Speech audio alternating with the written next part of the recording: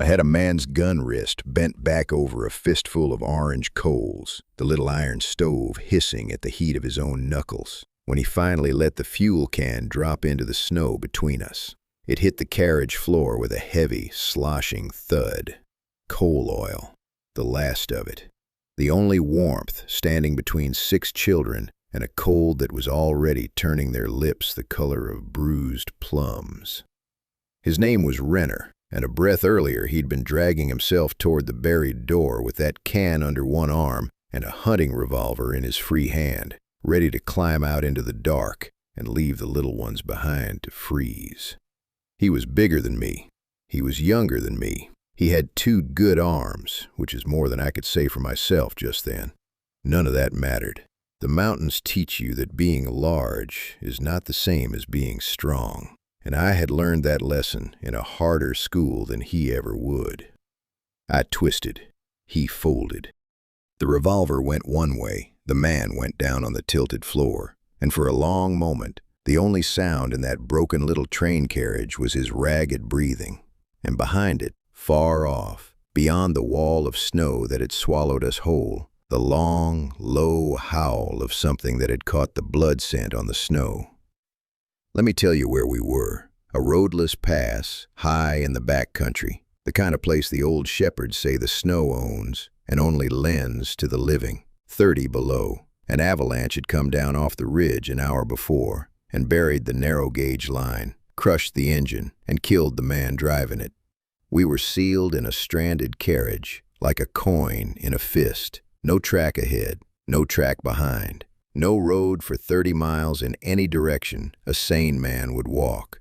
And me, I'm not a young man. My ribs were wrong on one side, grinding when I breathed. My right arm hung half useless. I was the only grown soul left in that carriage who knew how cold takes a person, slow and gentle, and lying to you the whole way down. Behind me, pressed into the dark between the seats, were 6 children, 2 of them my own blood now, though I'd never asked for that. 4 of them wards from a sanatorium up the line, sent into my keeping because there was no one else. Every one of them watching me hold a man down over the dying embers. Every one of them wondering the same thing I was. Because here was the trap, and it had 2 iron jaws. Keep that little fire burning, and the half-feral dogs circling us in the dark would stay out, but the cold and the hunger would finish us slower. Let it die, and they'd be through the snow before dawn. If your throat just went tight, stay close and follow along. It gets darker before it gets light, I promise you that. But I'm getting ahead of myself. A man who tells the worst part first only frightens you. He doesn't make you understand. So let me take you back, all the way back, to the morning before the mountain decided who among us would walk out and who would stay. My name is Borys. I'm not a young man, and I'm not a talkative one. There was a time I made my living high up, ahead of everyone else, reading slopes and snow for a living, a medic for men who went where roads don't reach. I learned to set a bone with one hand and a belt. I learned how the body lies to you when it's freezing, whispering that you're warm, that you should rest. I learned all of it the hard way, and then I came home, and I thought I was done with the high country for good. The high country wasn't done with me. The autumn before all this, I buried my younger brother Aldous. He was the bright one, the loud one, the one who could walk into a room and have strangers laughing in a minute while I stood by the door saying nothing. When he went, he left 2 children behind, and no will, and no people but me, so they became mine. Mira, the older one, 8 years old, and already too quiet for a child, watching everything the way I watch a slope before I trust it, and little Tomas, 5, who still asked me, most mornings, when his father was coming back. I never had a good answer. I'm not sure there is one. If you've ever buried someone and then found their child looking up at you like you're supposed to know what to do, you know the particular silence I lived in that winter. There was only one place that would take them properly. A children's sanatorium, high up the range, past the old shepherding country. A good place, run by patient people. The kind of place a recovering child can grow strong in mountain air. The trouble is the way you get there in deep winter. The roads close, the passes drift over. The only thing that still crawls up through that gorge when the snow comes is an old narrow-gauge train, a stubborn little iron thing on a stubborn little track, the kind they built 100 years ago and never bothered to replace. The locals had a name for that line. They called it the line the snow only lends you. You go up when the mountain allows it, and you say a quiet word before you board, the way the old shepherds still cross themselves at the tree line. I'd ridden it before. I told myself it was safe enough. I told myself a lot of things that morning, standing on a cold platform with two small, mittened hands in mine, watching my breath turn to smoke in the dark. What I didn't know, what none of us could have known, was that we wouldn't be the only ones the snow had marked that day. The platform at the foot of the range was barely a platform at all, a strip of cracked concrete, a tin roof bowed under last week's snow, and a single yellow lamp swinging on a wire, throwing more shadow than light. It was an hour before dawn, somewhere near 15 below, and the cold came up through my boots and settled in my old bones like it meant to stay. Mira stood pressed against my leg, hood up, saying nothing. Tomas had his mittened hand wrapped around two of my fingers and was watching his own breath roll out white, fascinated, the way only a 5-year-old can be fascinated by a thing that's slowly trying to freeze him. We weren't traveling alone, and that was the part I'd half forgotten until they came up the path. A woman named Esther, a sanatorium matron, broad-shouldered, gray hair pinned hard under a wool cap, was bringing 4 of the home's children back up the line after a stay in the Valley Hospital. I sized them up the way you size up anyone you might have to keep alive. That's a habit you don't lose. There was Petra, the oldest of the 4, 13 and all sharp corners, with a way of folding her arms that dared the world to feel sorry for her. There were the twins, Joss and Elin, 10 years old, so alike I gave up telling them apart, and so close they seemed to share one nervous heartbeat. And there was Davy, 7, small for it, with a chest that wheezed when he laughed, the kind of child the cold goes looking for first. I counted their gear without meaning to. Half of it was wrong. Town coats, thin gloves, one pair of boots so new the soles hadn't even scuffed. The sort of clothing that looks fine on a heated platform and turns to a death sentence 2,000 feet higher. I said something to the matron about it. She gave me a tired look that said she knew and that there hadn't been money for better, and I let it go. There are things you can't fix on a platform at 15 below. The little engine sat steaming at the head of the track, an old workhorse on a narrow gauge, the kind that takes the climb slow and patient and never seems to tire. A good machine. I'd trusted it before. We were nearly all aboard when I noticed the last one. A heavy-set man, late 40s maybe, came up alone out of the dark with a long, hard case slung over his shoulder and a duffel in his other hand. He didn't nod to anyone. He didn't look at the children. His eyes kept moving, to the track behind us, to the road, to the tree line, the restless, sliding look of a man who isn't traveling toward something, but away from it.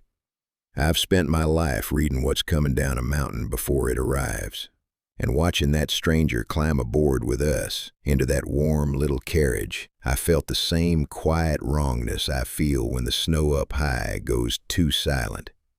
For the first hour, the climb was almost beautiful enough to make me forget that wrongness in my chest. The little engine took the grade slow and steady, wheels singing on the cold rails, and the world outside the windows turned white and black and endless. Black firs bent double under their snow. Frozen waterfalls hung off the rock like glass. Now and then the gorge would open up beside us, and you'd see straight down a few hundred feet to a river turned to gray stone, and the children would press their faces to the glass and gasp. Tomas had thawed out and gone bright. He kept tugging my sleeve to point at things, a deer track, a crow, an ice shelf shaped like a castle. Mira didn't point at anything, but I caught her watching it all in the reflection, and that was her way of being happy. I knew that much about my brother's daughter, at least. There was a small iron stove bolted in the middle of the carriage, ticking with heat, and a kettle on it that the matron kept filled. The orphan children warmed up. The twins played a clapping game. Petra pretended she was too old for any of it, and lost the pretense within 10 minutes. Even little Davy's wheeze eased off in the warm. Only 2 people in that carriage stayed cold. One was the stranger with the long case. He'd taken a seat at the very back, alone, and sat there nursing something from a flat metal flask, his eyes never settling.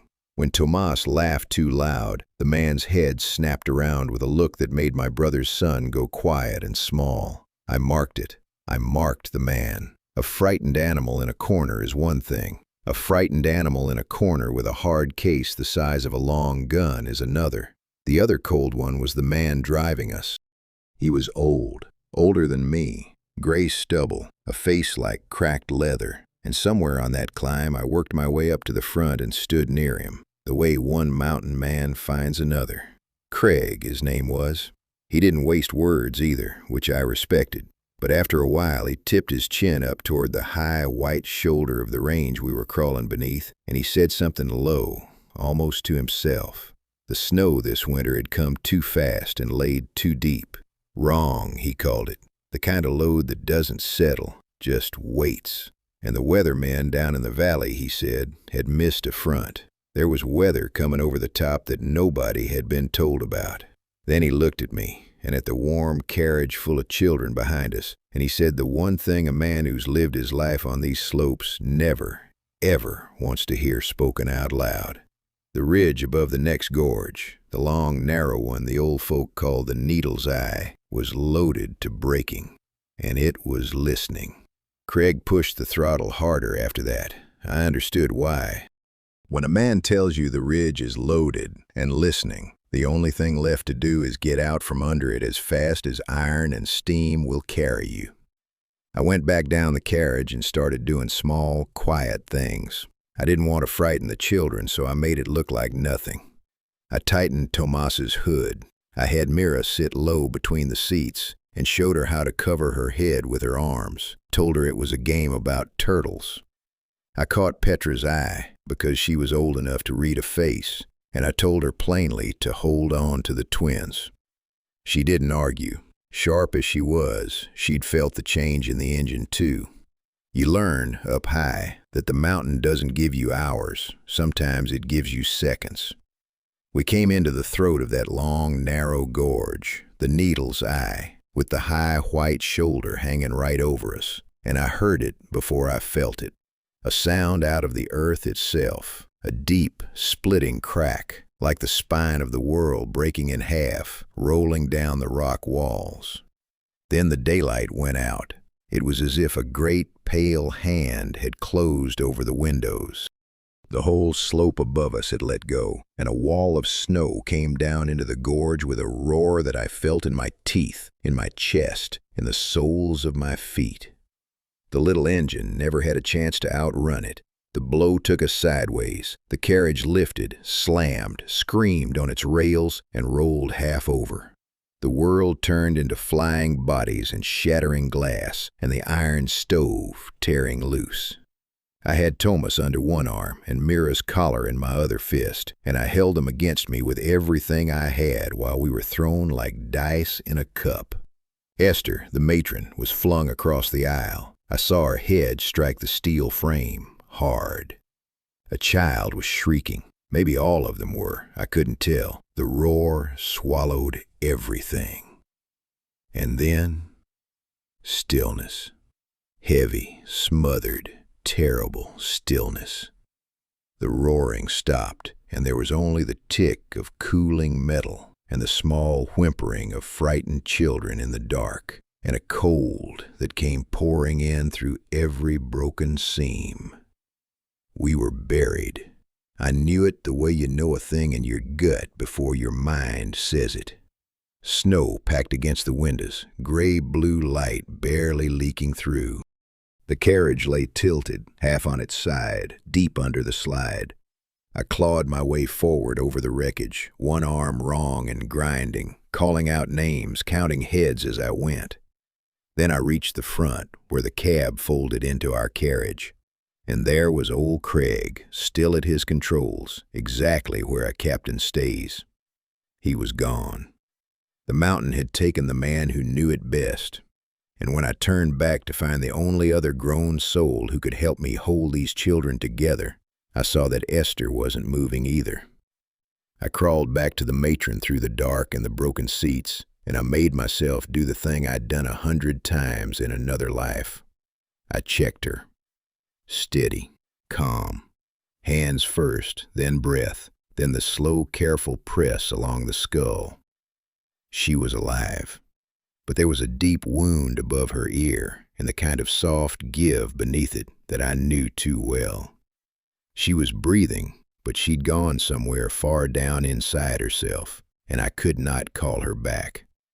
My own chest was wrong on the right side, a couple of ribs cracked, maybe worse, every breath a hot wire. I set that aside. You learn to set yourself aside last. So I counted. In the dark, by feel and by voice, I counted the living. Mira, Tomas, both of mine, both shaking, both whole. Petra, with a split lip, but up on her knees already, hauling the twins toward her. Joss and Elin, scraped and weeping but moving. And little Davy, curled small under a bench, his breath coming in those thin, whistling pulls, but breathing. 6 children. 6.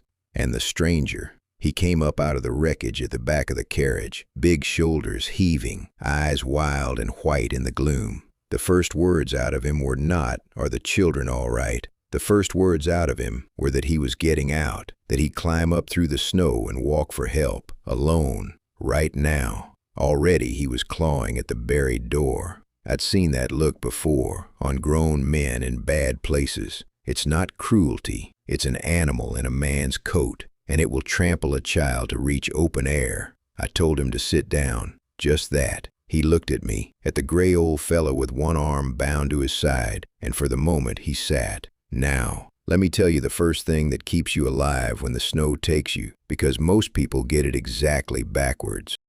You think your enemy is the cold, pressing in from outside. It isn't. Not yet. Your first enemy is the air, sealed in tight under a slide like that, in a pocket of wreck and breath. The good air goes bad, faster than the cold can kill you.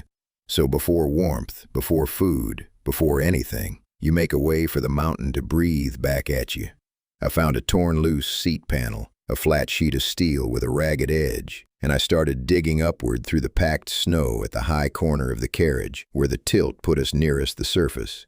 One arm. Slow. The children watched me like I was performing some old rite, and maybe I was.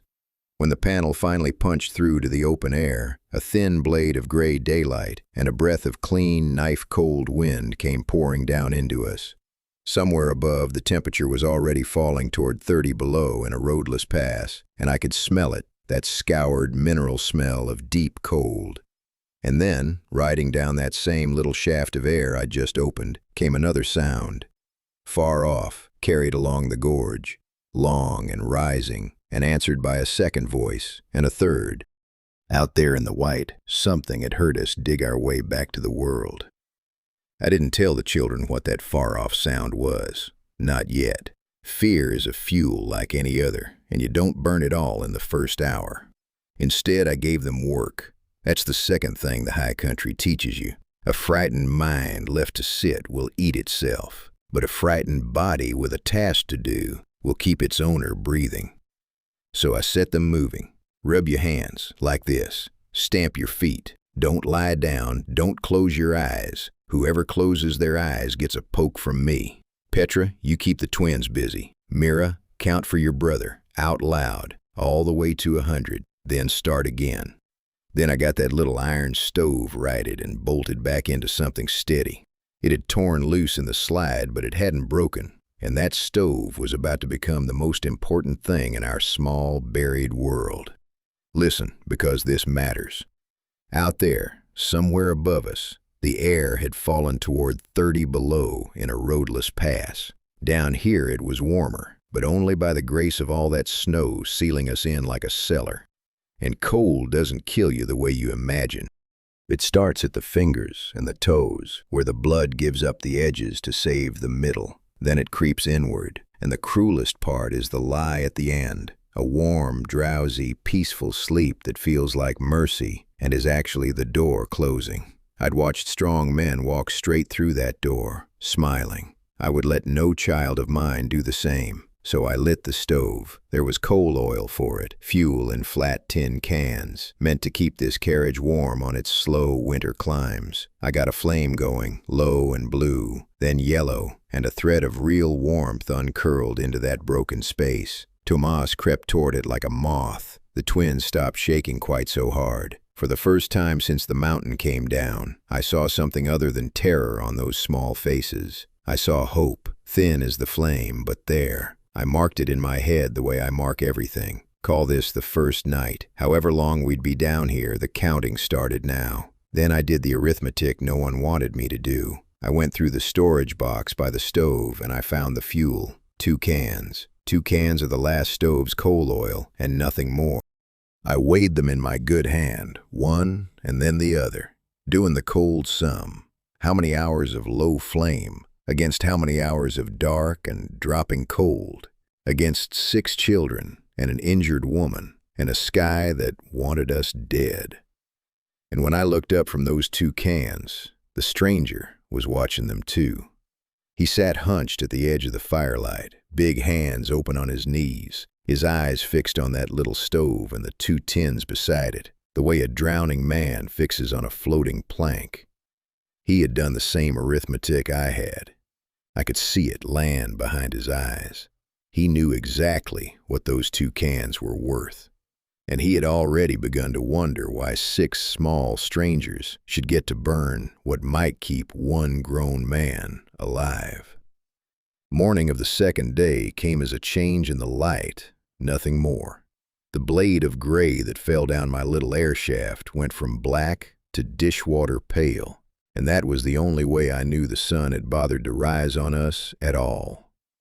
I left the children dozing close around the stove and climbed the shaft to read our world. It took me a long time with 1 arm. When I got my head above the snow, what I saw stole what little hope I'd been carrying. We were down inside a long, blind throat of rock. No road, no track. The line was buried for who could say how far. In both directions. No smoke, no fence, no sign that any living soul had passed this way since the mountains were young.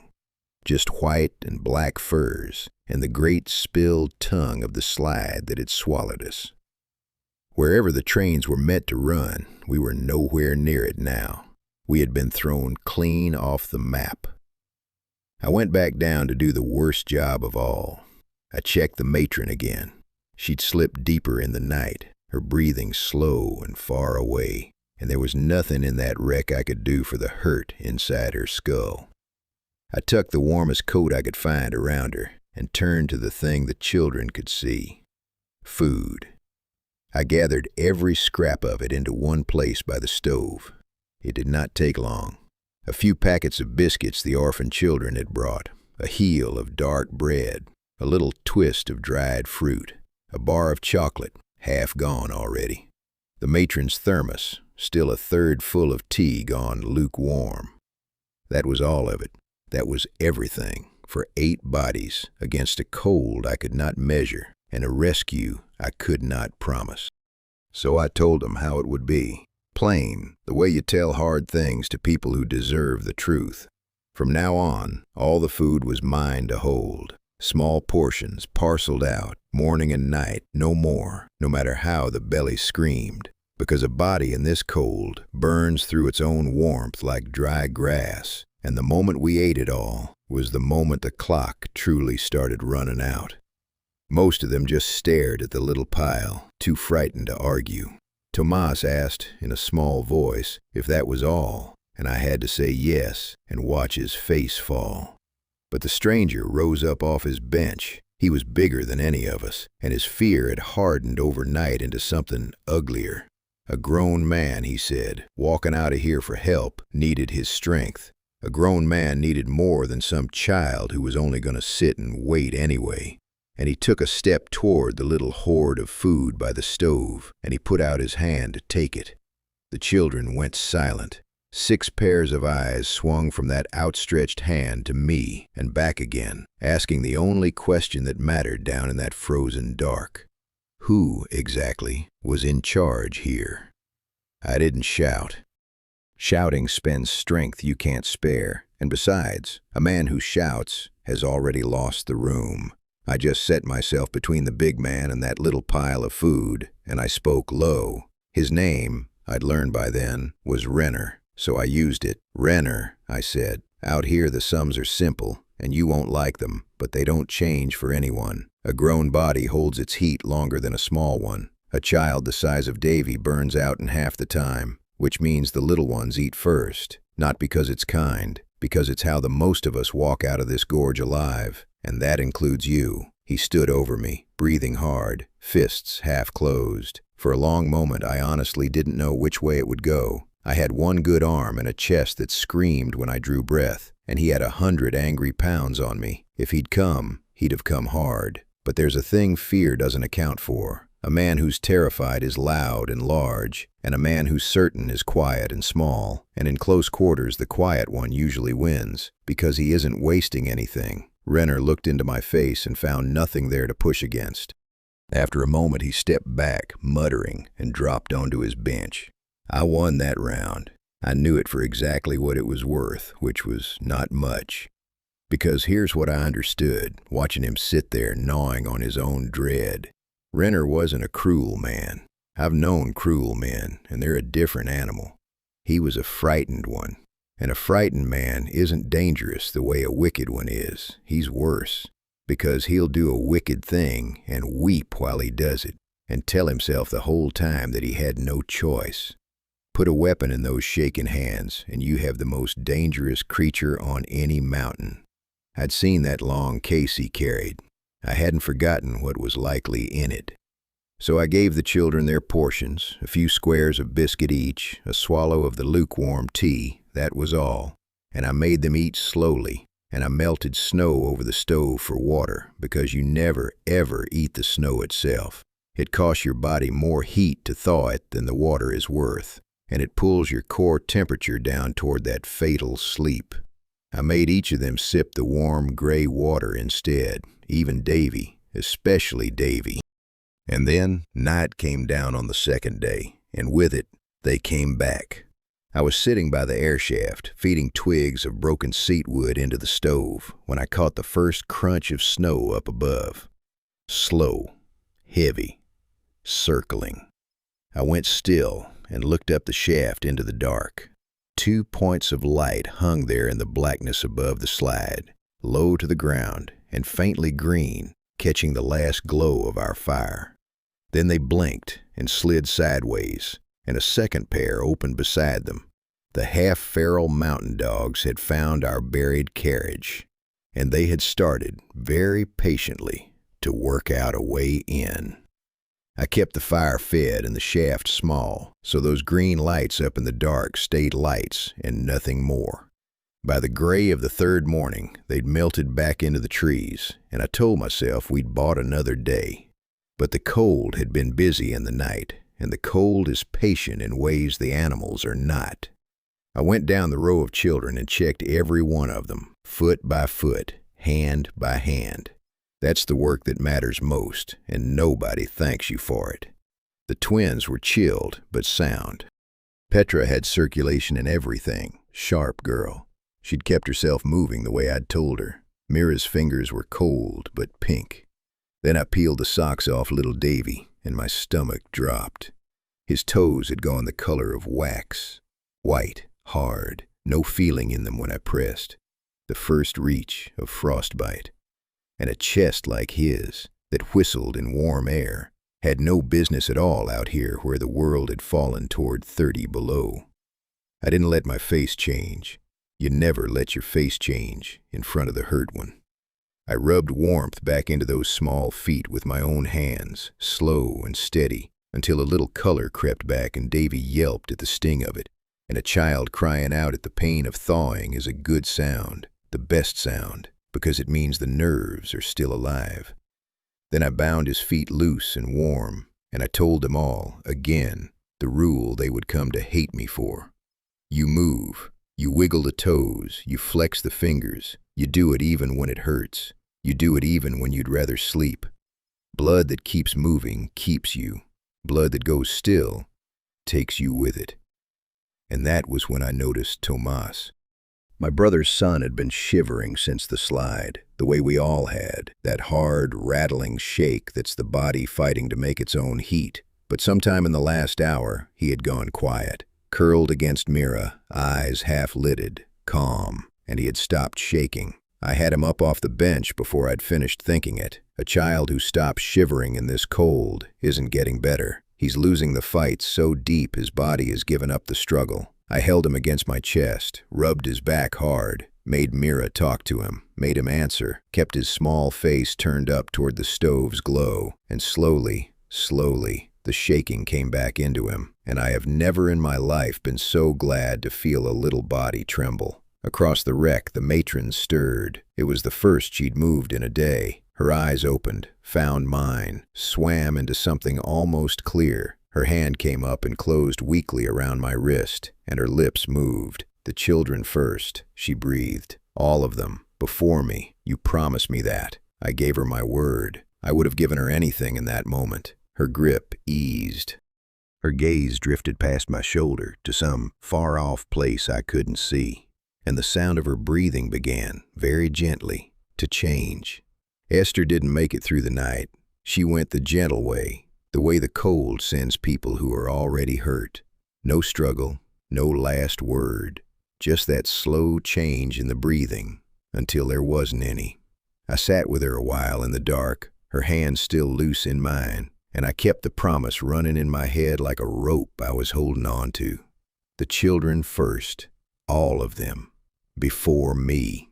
When the gray light came down the shaft, I had to decide what to do with her, and that is a harder thing than people who've never been in such a place can know. I'll be plain with you, because you've come this far and you deserve plainness. There were dogs working at our snow every night now, and the one thing that draws them surest is the blood scent on the snow, the smell of the dead. As long as Esther lay in that buried carriage with us, she was a beacon calling them in. I couldn't let the children sleep beside that. I wouldn't. So I woke Renner. Whatever else the man was, he was strong, and strength was the one thing I lacked. I told him what had to be done, low, away from the little ones. For once he didn't argue. Some grim corner of him understood. Together we carried her up to the shaft and out into the packed snow above the slide, and we laid her down with what care two broken men could manage, and we covered her over, and I said the few words I knew. Craig already lay sealed in his cab at the front. Now the mountain held them both. I told the children she was resting where it was quiet. Mira looked at me a long moment with those steady eyes of my brother's, and I think she knew, but she let the kindness stand for her brother's sake. That girl was 8 years old, and already carrying things no child should carry. We were pushing the snow back over the opening, Renner's broad back to the dark, my one good arm working the panel, when the thing came at us. It burst out of the night without a sound, low and gray and fast, all teeth, straight for the open shaft and the warm smell pouring out of it. I had a length of burning seatwood at hand, the way I always did now, and I swung it without thinking. Sparks fountained into the dark. The animal twisted away from the flame at the last instant, so close I felt the heat of its breath, and was gone again into the black furs. My heart was slamming against my cracked ribs. Renner had gone white to the lips. We shoved the last of the snow into the gap and dropped back down into the carriage, both of us shaking, and not from the cold, because I understood now what we had done, laying Esther up there in the open. We had meant to carry the scent of death away from the children, but the pack had been watching us do it, and now the half-feral mountain dogs knew, beyond any doubt, that here in this white grave there was death, and where there is death, there is meat. They would not be wandering off into the high country again. The 4th day and the 5th bled into one another, the way they do when every hour is the same gray cold and the same gnawing emptiness in the belly. The animals came every night now. We'd hear them before we saw anything, the slow crunch of paws working a wide circle around our buried carriage, testing the snow, testing us. I taught Petra to feed the stove the way I did, a twig at a time, so the flame never died and never wasted. That girl took to it like she'd been waiting her whole sharp-cornered life for somebody to hand her something that mattered. The fire never went out on her watch. The food was almost gone. I broke the last of the biscuits smaller and smaller, and the chocolate I saved for the worst of them, a single square pressed into Davy's hand or Tomas's, only when the shivering got bad. I melted snow for water and made them drink it warm. That was the whole of our days. Feed the fire, melt the snow, move the blood, count the heads, watch the dark. And somewhere in there, I began to lose ground myself. The gash along my forearm, the one I'd taken in the slide, had gone hot and tight and angry under its dirty wrapping. A bad heat was creeping up from it into the rest of me, a fever taking root, slow and sure. My cracked ribs ground with every breath.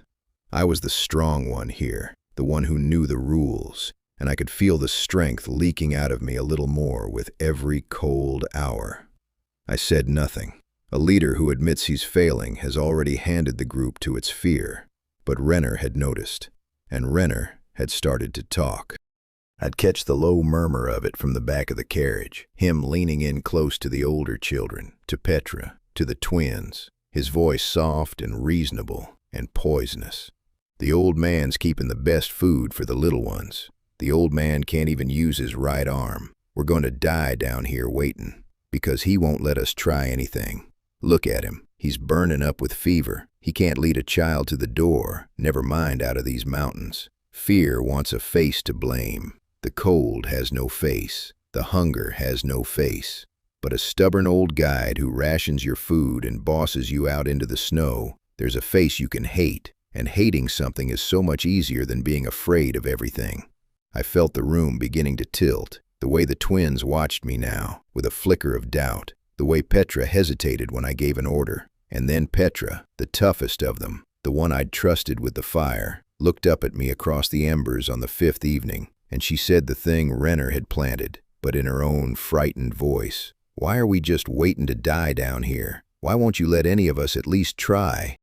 And I understood, with a cold deeper than anything outside, that the mountain had finally found the surest way to kill us. Not the dogs, not the hunger, from the inside. I didn't answer Petra with anger. Anger was exactly what Renner wanted me to spend. Instead, I told her the truth, the same way I'd tell it to you. Out there, I said, the front had passed and come round again, and the storm above us was throwing fresh snow with no end in sight, and the cold had settled near 30 below in a roadless pass. A grown man, strong and fed, walking blind into that, lasts an hour, maybe two, before the white takes him. A child lasts minutes. The reason we wait is not that I am too old to walk. The reason we wait is that walking now is a way of dying faster, and I will not trade your slow chance for a quick grave. When the sky gives us an opening, we take it. Until then, we hold. She held my eyes a moment, then nodded once and turned back to the stove. The flame stayed lit, round to me barely. I kept them to the rhythm, because rhythm is the rope you throw a drowning mind. Melt the snow over the flame, drink it warm, never swallow it cold. Move the toes, move the fingers, even the ones that have stopped complaining, especially those. Take turns at the fire. Count out loud. I made the rules into something almost like a song, and the small ones leaned on it. Mira found her own way to hold on. My brother's quiet girl had pulled a stub of pencil from somewhere and was drawing on the back of a soot-darkened panel the shape of our gorge, the slope above, the line of the buried track, over and over, in careful little strokes. Maps. She drew them the way a person says a prayer, the same thing again and again, to keep the shaking hands busy and the mind from going where she couldn't follow it. I didn't stop her. We all need a rope of our own. I was failing faster than I let any of them see. The fever rode me in waves now. There were stretches where the carriage swam and doubled, where I'd find I'd been staring at the flame for a long time with no idea how long. I kept my voice level. I kept the rules going. It cost me everything I had. And on the evening of the 6th day, Renner stood up in the firelight and said it out loud, to all of them at once. At first light, he said, he was leaving. He was taking 1 can of the last stove's coal oil to keep a flame on the trail, and he was taking the children strong enough to walk. Petra, the twins, evident, and he was going for help. The small ones, the sick ones, they'd only slow him and doom them all. Better some get out, he said, than none. Better the strong than the weak. You made it sound like mercy. That's the worst of fear. It can wear mercy's coat right up to the moment it leaves a 5-year-old behind in the dark. And in the red glow of that dying fire, I watched the twins look at each other, and then I watched them look at Renner and edge, just slightly, toward his side of the carriage. And now we come back to where this story began. You remember it, the dying fire, the gun hand bent over the coals, the can of fuel dropping into the snow. This is that morning, the 7th dawn. It happened just the way I told you, and faster than I can say it. Renner didn't wait for first light after all. Fear never keeps its own appointments. He came awake before the rest, and in the gray half-dark he moved fast, scooping up one can of the last stove's coal oil and reaching the long case he'd guarded since the platform. When he turned back toward the shaft, he had a hunting revolver in his fist, and his other hand had closed around Petra's arm, dragging the girl toward the opening, toward the cold, toward the way out he'd built in his head. I was already failing, fevered, half a man. I should not have been fast enough, but you don't move on strength in a moment like that. You move on 20 years of doing this exact thing in the dark, and your body remembers what your mind has long since forgotten. I came up off the floor and took his gun wrist and turned it down and back, over the embers, the way I showed you at the start. He folded. The can dropped. Petra spun free and fell into the others. And then I had the revolver loose in my own shaking hand, and Renner was down on the tilted floor, heaving for breath, beaten by a sick old man he'd just called too weak to lead a child. The carriage went dead silent. I stood there over him with the gun, the fever roaring in my ears, every child's eyes on me, and I felt the victory turn to ash even as I held it, because now I was the man with the weapon. Now I was the one looming in the firelight while 6 small faces flinched. Whatever Renner had whispered about me, that I held them prisoner, that I'd rather rule than save, I had just made it look true with my own 2 hands. I'd won the carriage and lost the room in the same heartbeat. And out there, beyond the snow wall, something had changed. All through the shouting and the struggle, the pack had been close. I'd half heard them through it, the restless crunch, the low whines. But now, in the ringing quiet after, I strained for that sound and could not find it. The half-feral mountain dogs had gone silent. I knew what that meant. A pack that howls is a pack still talking, still keeping its distance, still deciding. A pack that has gone utterly still has stopped deciding. It has chosen. Somewhere out in the white dark, drawn by the noise of frightened animals fighting in a hole, they had drawn in close and gone quiet and patient, the way they go quiet only just before they come. Gun in one hand, fever in my blood, the children staring at me like I was the danger, and the worst danger of all, holding its breath in the snow, waiting for ours to fail. I broke the gun open one-handed, tipped the rounds into my palm, and put them deep in my coat. Then I held the empty weapon out, grip first, to Renner. He stared at it like it might bite him. A man stripped of everything turns dangerous, I told him, low enough that only he could hear. Keep your hands busy and your pride in one piece. I'll hold the bullets, you hold this. And the next time those animals come at the shaft, you'll be glad to have something heavy in your fist. I don't know what he'd expected. To be beaten in front of the children, maybe. Cast out into the snow. Instead, I gave him back a piece of himself, useless and unloaded, and asked him to be a man again. Something cracked behind his eyes. He took the gun. He didn't speak, but he didn't fight me either. And from that hour, the poison he'd been pouring into the others dried up at the source. Then I picked up the can he'd dropped and weighed what was left of the last stove's coal oil in my hand. 1 can now, just the one. And I made myself tell them the whole truth, because they'd earned it, and lies cost more than they're worth down in the dark. No one is coming to this gorge, I said. We're off the line. We're off any map a rescue flies. They'll be searching the route we were meant to take, miles from here, and the storm has hidden us under the slide. We could sit in this hole burning twigs and melting snow for 2 more weeks, and the only thing that would find us first is the cold, or the hunger, or what's circling out there in the trees. The fire popped. The children watched me, and for once Renner watched me too, and there was no argument left in any of them. But the rest of it, the part that mattered, I didn't say aloud. I did that math alone, behind my own eyes, the way I'd done the math on the fuel. Stay, and I watched them go out one at a time. Esther was already up in the snow. Davy's chest was worse every day, his lips edged with blue. The fever was eating me from the arm outward. I could feel my own count running down. We were not waiting for rescue anymore. We were waiting our turn. But I knew this country. I'd walked it young, ahead of better men, and I knew that beyond the high white saddle to the south, over a pass that had killed careless people in fair weather, let alone this, there was a hut. A shepherd's stone hut on the far slope, where in summer the flockmen sheltered, with a stove and stores laid in and, if memory served, a crank line strung down the valley to the station below. 15 miles, near enough, the way the mountain measured it. 15 miles of deep snow and killin' cold for a sound man on good legs, for a fevered old wreck with one arm bound to his side, dragging the weak behind him.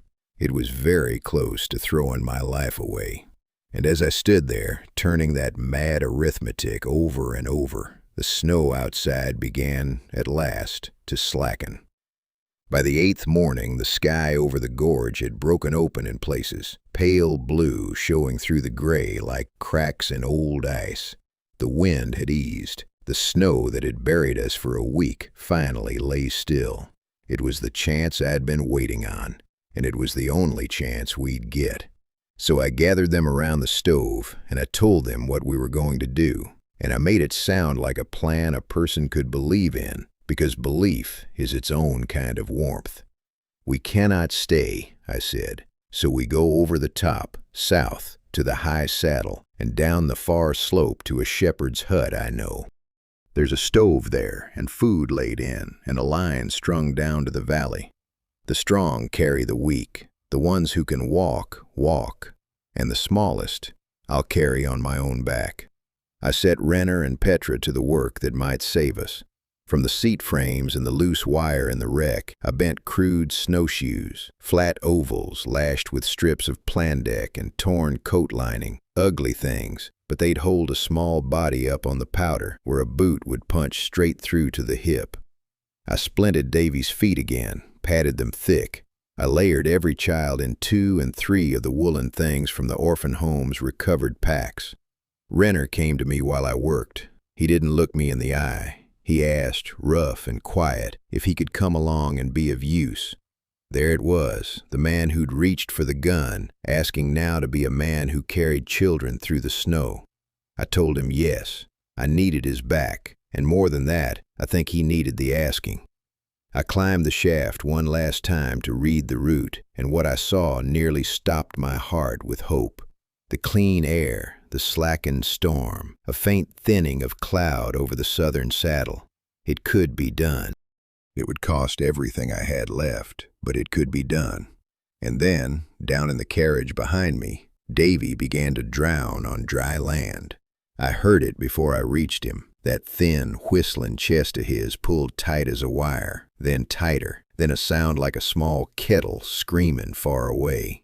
The cold, scoured, knife-thin air of the high country had finally closed its hand on his lungs.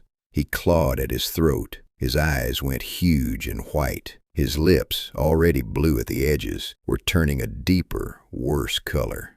The other children scrambled back. Mira screamed his name. Petra froze with a snowshoe half lashed in her hands. I went down on my knees beside the smallest of us, this 7-year-old boy who'd come through Avalanche and hunger and 7 nights of dogs, only to be strangled now by the very air I'd promised to lead him out through.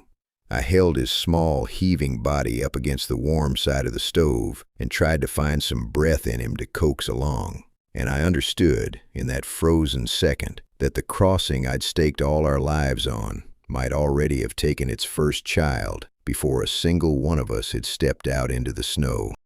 I'd seen lungs lock up like that before, in thin, cold air, in frightened men. The trick is not strength. The trick is calm and slow and warmth. I cupped my hands over the warm stovepipe and made Davy breathe through them. Breathe the heated air, slow, with me. In and hold and out. I told him a story while I did it, some nonsense about a fox who lived under the firs. Anything to pull his mind off the panic, because panic squeezes a tight chest tighter. Mira knelt and held his hand and breathed along with him. Little by little, the screaming kettle in his chest dropped to a whistle, then to a ragged wheeze, then to breath, just breath. The blue went out of his lips. He'd live, for now. But I knew the truth I couldn't say. That same killing air was waiting for us out on the open mountain, and out there I'd have no warm stovepipe to give him. So I bound the boy to my own back. I cut a harness from seatbelt webbing, made a pouch of blankets, and settled his small weight high against my shoulders where my own body heat could reach him. The fevered, half-broken arm I tied tight to my chest and forgot about. Then I led them up and out, one by one, into the white. I'll tell you about the light, because I'll never forget it. After 8 days in that buried gray hole, the open mountain was almost too much to look at. A blinding, ringing field of white under a torn blue sky, the firs hung with snow, the saddle riding far above us like the rim of the world, beautiful, and utterly without mercy. The mountain didn't wish us harm. It simply didn't care whether a column of starved children lived or died in it, and that indifference is a colder thing than any hate. I set the rhythm I'd learned in another life, and I made it our law. Count 50 steps, stop, take 10 slow breaths of the burning air, check the line, every head, every face, watching for the white waxen patch on a cheek that means the cold has bitten, then 50 more. The strong broke trail. Renner went ahead with his broad back, stamping the powder flat. Petra kept the twins between her and me. Mira walked at my hip where I could touch her shoulder. I counted aloud so they'd have something to lean on, and behind me I heard their small voices counting too, ragged and brave. And we were not alone on that mountain. I caught them within the first mile, gray shapes slipping through the trees off to our flank, keeping pace, never close, never far. The half-feral mountain dogs had not given up their buried prize. They simply followed it out into the open, patient as the cold itself, waiting to see which of us would stumble. We came to a wide, bare snowfield, no trees, nowhere to put our backs. I started the column across it, 50 steps, breathe, 50 more. We were dead in the middle of that open white when the lead pair broke from the tree line and cut across the snow in front of us, not circling now, not waiting. Coming, and I stood between them and 6 children with one good arm and a dying fire's worth of strength left in my body. Get in close, I said. Don't run. Whatever you do, don't run. That is the one rule that matters when something with teeth decides you might be food. A creature that runs is prey, and prey gets chased and brought down from behind. So I made the children a tight knot, backs to the center, the small ones in the middle, Renner and Petra and me on the outside, and I made them stand their ground on legs that wanted to bolt. I'd carried kindling for exactly this. I dropped my pack one-handed, spilled the dry sticks and a twist of birch bark onto the trampled snow, and got a flame up faster than I'd ever managed in my life. Fire's the oldest word we know how to speak to the wild things, and they have never forgotten it. The lead animal came in, the biggest of them, a great gray brute, ribs showing through a coat caked with frost, jaw low, eyes the color of dirty gold. And here's the thing I want you to understand, the thing that stayed with me all these years. That creature was not a monster. It was starving. It was as gaunt and desperate as we were, driven down out of the high country by the same merciless winter that had us. 2 kinds of animal on one white field, and every one of us only wanted to live to the next sunrise. But understanding it didn't change what had to be done. I snatched the biggest burning brand from my little fire and stood up into the brute's path, and I roared at it. Not a shout, a roar. Everything I had left, throwing my arms wide to make myself huge, swinging the flame in a hissing arc so the sparks went streaming toward its face. For one terrible heartbeat, it didn't give. Yellow eyes, bared teeth, that low growl I felt in my chest more than heard. Then it flinched from the fire, twisted away, and the pack flinched with it, scattering back across the snow. And Renner was beside me. The big man had come up with the empty revolver gripped like a club and a length of seat-frame steel in his other fist, shoulder to shoulder with me, bellowing his own throat raw at the retreating shapes. The man who'd tried to abandon these children was now standing between them and the teeth. Whatever else he'd done, in that moment, he was a man.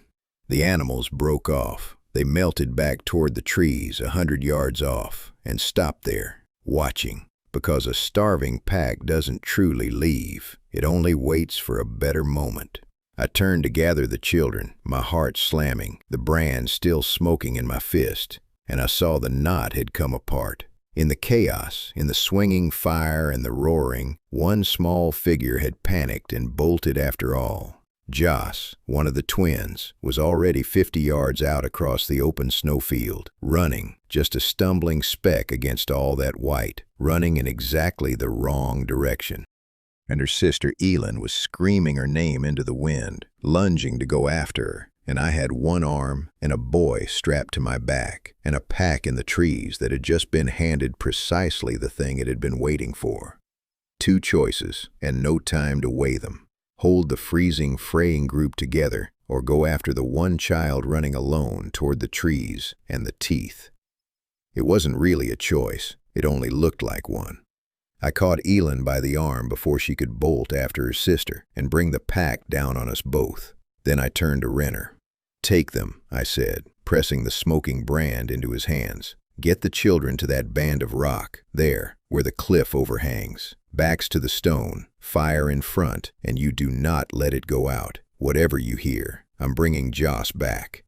He looked at me a long second, and something passed between us that didn't need words. Then he nodded, gathered the others, and started them toward the shelter. And I went the other way, into the open, alone, toward the running speck and the watching trees. I unstrapped Davy first and set him with Petra. I couldn't carry a sick boy into this. Then I went after Joss, as fast as my ruined body would carry me, plowing through powder up to my thighs, the fever roaring, the cold air slicing my lungs to ribbons. Her tracks were already softening at the edges, filling in. Dusk was coming down fast, the way it does in the high country, the blue going to slate, the white going to gray. I found her down the back of a long drift where the snow had simply opened and swallowed her. She'd run until her legs gave, and then the cold had done what it always does to a child who stops moving. By the time I reached her, she was half buried, eyelids drooping, that terrible, drowsy calm settling over her small face. She smiled at me. She told me she was warm now, that she just wanted to sleep a little. That smile is the cruelest thing the cold knows how to do. I'd been dreading it for 10 days. I hauled her up out of the drift. I rubbed her hard. I made her stand. I made her hate me. Anything to drive the blood back into motion and chase off that fatal peace. She cried, and her crying was the sweetest sound, because crying meant fighting, and fighting meant living. I got my good arm under her and turned us both back toward the rock band, where a thread of firelight had begun to glow in the failing light. But the cost of that little rescue had already come due. The light was gone. While I'd been digging Joss out of her grave, the day had ended. Full dark was falling on the open pass, and out here, away from any shelter, the cold of the night was dropping toward 30 below in a roadless pass, a cold that kills the lost and the still within hours. We were a long, slow stumble from the others, and the snow between us was deep and treacherous. And behind me, somewhere in the new dark I could no longer see into, I heard it again. The crunch, the low, gathering whine, the half-feral mountain dogs, regrouping in the blackness at my back, between me and the fire, between this shivering child in my arms and the only warmth left in the world. I didn't run for the firelight. Running in the dark with a starved pack at your heels is how you teach them to chase. I kept my pace steady and my face toward that thin orange glow. Joss clutched against my chest, and I talked the whole way, low, even, unbroken, because a voice that doesn't waver tells the watching things that this one isn't done yet. The crunching kept pace with me in the black. Once I felt warm breath at the edge of my leg and swung my boot without breaking stride, and there was a yelp and a scramble, and then just the pacing again. They were testing, always testing, looking for the stumble. I didn't give it to them. After what felt like 100 years, the rock band rose up out of the dark, and Renner's fire swam toward me. And then I was through the gap in the stone with the heat of it on my face, and hands were pulling Joss out of my arms, and Elin was sobbing into her sister's frozen hair. It was a poor little fire, no proper wood up there on the bare pass, only the splinters and scraps we'd carried, and what Renner had clawed from a dead, half-buried shrub. It threw barely a hand's width of warmth. But it was lit, and on that night a lit fire was the whole difference between morning and never. This was the worst night. I'll not soften it for you. The cold came down like a weight, settling toward 30 below in a roadless pass, and we had no shelter worth the name, just stone at our backs and flame at our front, and each other in between. I would not let one of them sleep. I went down the huddled line again and again, shaking shoulders, pinching cheeks, making them flex fingers gone wooden, making them answer me. I named them out loud over and over, a roll call against the dark.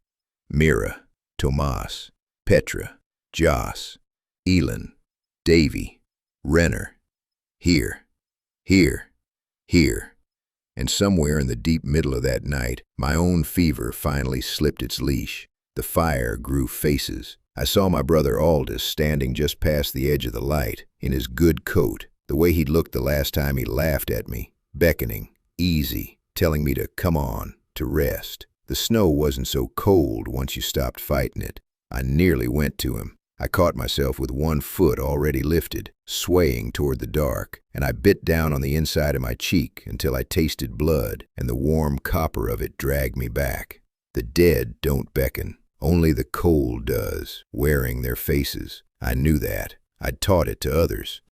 And it had still very nearly walked me off into the night. Gray dawn came the way mercy sometimes comes, late and grudging, and not for everyone.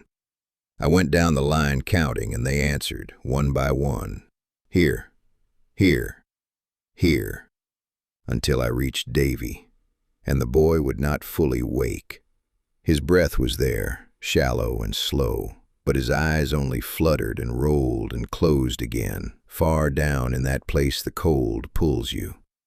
I knelt over him with ruined hands and a body running on its last embers, and I understood that I had maybe one more day of strength left in me, and the hut was still hours away, uphill, straight into the wind. There was no decision left to make. You don't decide to take the last steps. Your body simply refuses to lie down, and so it walks. I got Davy up onto my back again. His small, slack weight settled high against my shoulders, and I bound him there with the webbing. I put Renner at the front to break trail, gave Petra the job of keeping the line closed up tight, and I started us up the final climb toward the saddle. Step. Pull the other leg through. Step. The count was gone now. There was only the next footfall and the one after it. The wind on the saddle was a living thing. It came over the top of the world in a flat, screaming sheet, throwing snow sideways so the air itself turned white, and you couldn't tell ground from sky. It found every gap in our wrappings and reached straight in for the warmth. My face went past pain into a kind of wooden nothing. I stopped being able to feel my own feet and walked on the memory of where they should be. Davy roused once, just enough to whisper against my neck that he was tired. I told him to hold on to me and count my steps, and bless that boy. In a thread of a voice, he started counting.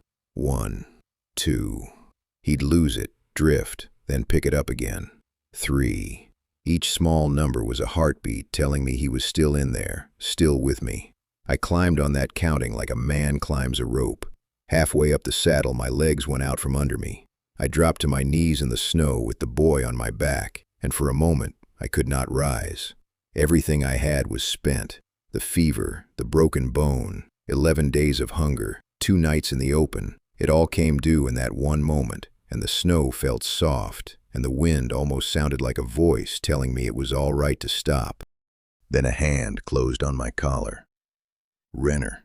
He'd come back down for me. He didn't say anything clever. He just hauled and got a shoulder under my good arm, and between his strength and the last guttering coal of mine, I came up off my knees. We went on like that, him half carrying me carrying Davy, Petra dragging the little ones, a single broken animal with too many legs crawling over the top of the pass. When my legs failed for good, I went down onto my one good elbow and one knee, and I crawled.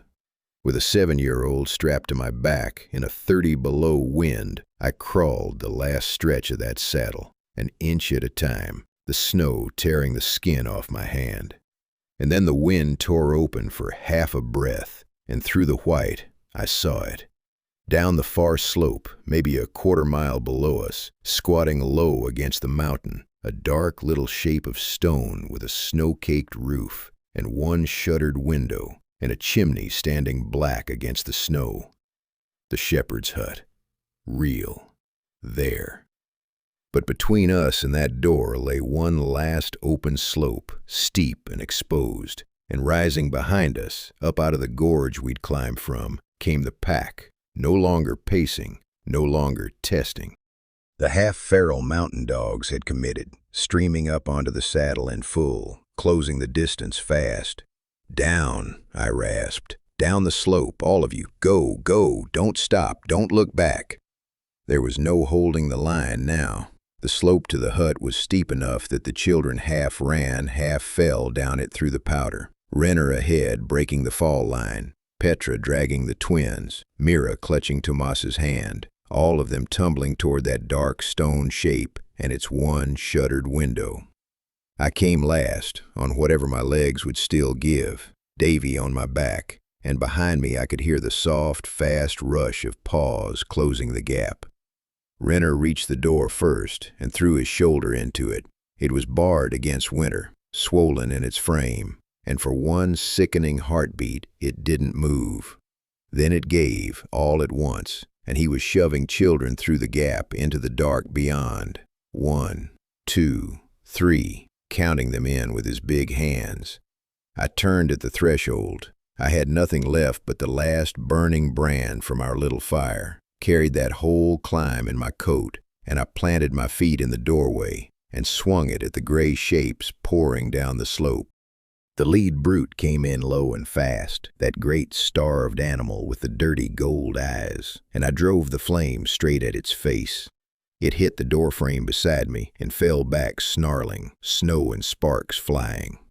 Behind me, Renner had a hand fisted in my collar, hauling the last of the children clear, then hauling me, and I went backward through the door as the pack hit the threshold. We slammed it. We threw the bar. Something heavy crashed against the wood from the other side, and the whole hut shook. And then there was only scratching and whining, and at last the slow retreat of paws.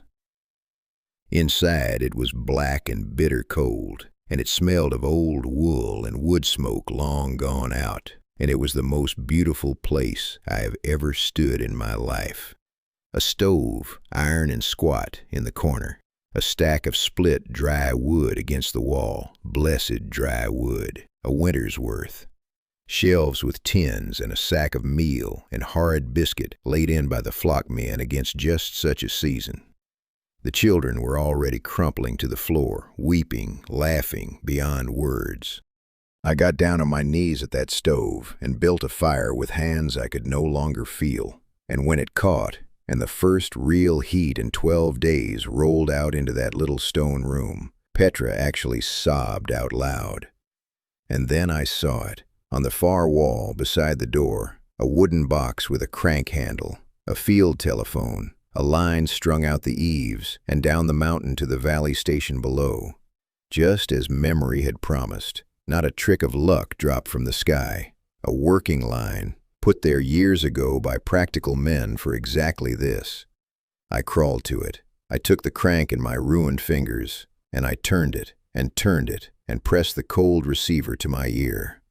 For a long, roaring moment, nothing. Then, faint, impossibly faint, threaded through the static of the storm, a voice, a human voice, on the other end of the wire, asking who was there. I opened my mouth to give the words that would save them, and the fever rose up at last and took me, and the floor came up soft and dark, and I was gone. I came back to the world in pieces, white light that hurt, the smell of clean linen and something sharp and medical. A blanket's weight, and under it, my own body, alive, aching, but alive. A hospital bed in the valley, my right arm locked in a hard brace, a needle taped into the back of my hand. A man in a red rescue jacket sat by the bed. When my eyes found his, he leaned in. "Welcome back," he said. "You're safe. You've been out a while." There was only one thing in me worth asking: the children. He let out a long breath and rubbed his face with both hands before he answered. "We made it in time," he said. A helicopter lifted off within the hour after the call came through. The weather had cleared. They found the hut fast. There was smoke pouring out of it, green and thick. Someone had built up the fire with damp pine to make a signal of it. I closed my eyes. The weight that had sat on my chest for 12 days began, at last, to lift. "All of them," he said. "All 6 children. Alive." But he didn't smile when he said it, and I knew there was more, and I made myself hear it. The rescue had been hard. The little stone place sat too deep in the trees for the helicopter to land, so the crew had to drop down on cables and lift the children out one at a time. And when they reached the hut, the rescuers found a thing that quieted even hardened mountain men. The fire was still burning. After I'd gone down, it had been Renner, of all souls, who'd kept it alive. The man who'd reached for a gun and tried to leave the small ones behind had sat by that stove for the better part of 2 days without sleep, feeding it, building it up to a signal when he heard the storm break. His hands had paid a terrible price for it, and when the half-feral pack tried the shuttered window in the night, scratching, throwing themselves at the wood to get at the warmth and the children inside, he'd put his own body between them and the little ones, and taken a savage mauling, driving them off. Davy's lungs had nearly given out on the lift, but they'd pulled him back. Joss's frostbitten fingers, not all of them could be saved. Mira hadn't spoken a word since they were found, not one, and little Tomas had clung so hard to a rescuer's neck that they'd had to pry his arms loose to strap him to the line. I lay there and let it all wash over me, this strange harvest of the living and the wounded, and the lump in my throat had nothing to do with the fever.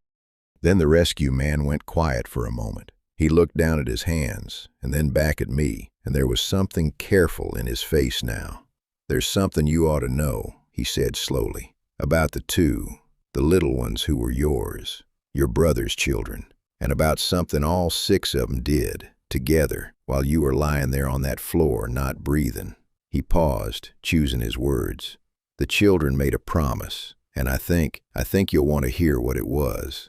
The promise was a small thing, and it has held up my whole life since. While I lay on that stone floor not breathing," the rescue man told me, "the children had huddled around the stove and sworn to one another that they would keep my fire alive until I woke, and if I didn't wake, they'd keep it alive anyway, because I'd told them 100 times in that buried carriage that the fire must never go out. So they fed it in turns through 2 days and a night, the way I'd taught them, a stick at a time. 6 half-starved children kept an old man's rule when the old man couldn't, and that rule is what made the smoke that brought the helicopter down. I never went back to leading anyone up the high country.